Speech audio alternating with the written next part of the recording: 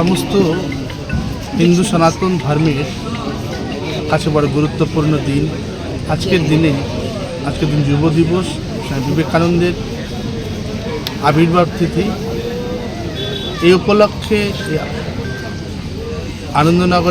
দক্ষিণ আনন্দনগরের অঙ্গেশ্বর নদীর পাশে মকর সংক্রান্তির মেলা উদ্ঘাটন করা হলে এর মধ্য দিয়ে প্রত্যেক মানুষের মনোরঞ্জন তথা শান্তি, সমৃদ্ধি, উন্নতির জন্য আমরা কামনা করি।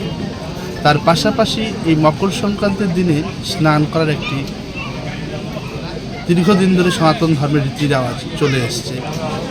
সেই চিরাচরিত প্রথাকে লক্ষ্য করে এবং তাকে আরও এগিয়ে নিয়ে যাওয়ার জন্য বর্তমান সরকার বিভিন্ন জায়গায় বিভিন্নভাবে সমস্ত ত্রিপুরাবাসীদেরকে এই মেলায় উদযাপনের জন্য সহায়তা করছে।